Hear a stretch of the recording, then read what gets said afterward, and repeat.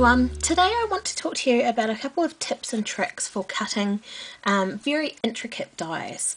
Now I get questions about this quite a lot.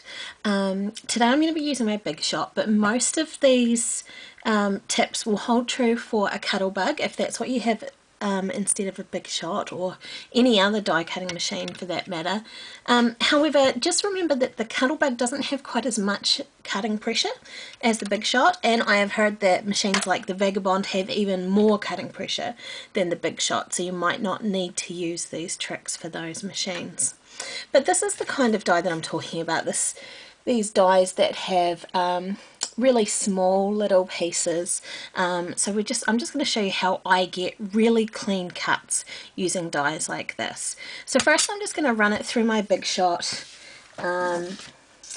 just by itself, and I'll show you what I mean. This is the decorative doily oval die. I think I've got that right.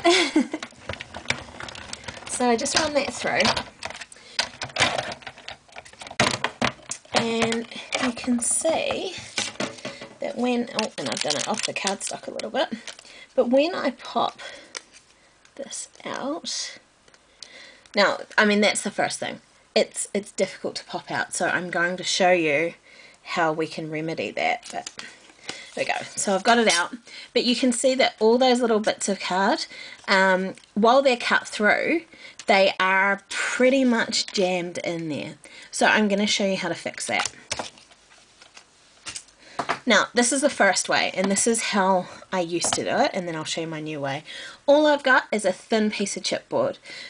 This will have come with a paper pack, something like that. All you do is pop that down on your cutting surface, put your die on top of it, another piece of cardstock, and then your cutting plate as usual, and run that through. Now, it'll take a little bit of elbow grease to get it through because you've actually made your sandwich thicker than usual.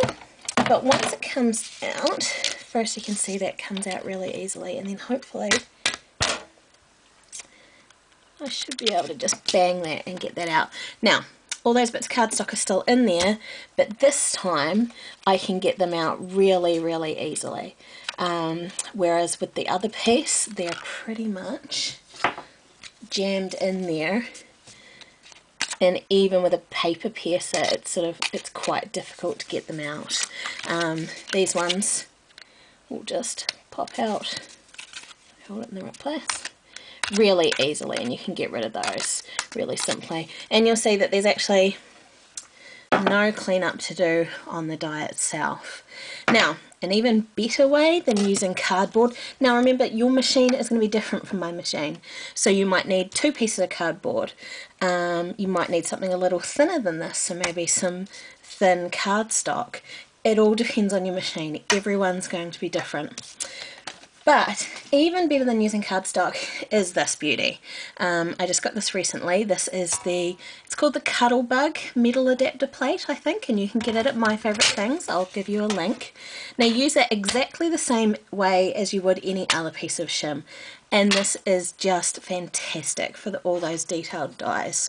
So you pop your die on top of there, cardstock on top, cutting plate, run it through, and like I said, it'll be a little bit tougher to get through, but it's worth it. And I only run it through once. And here is a die. Give that a tap to get it out. Okay, and you can start to see that those bits are ready to just fall out of there. Now that adapter plate is fantastic for all the little flourish dies, all these dies that have, you know, the smaller parts that can be a little bit more difficult to cut. So that's how you're going to get a really, really clean cut with your more intricate die-namics. So I hope that helps and answers any question you might have. It is so worth it to get those gorgeous shapes and filigree elements on your work. Alright, I'll see you next time. Bye!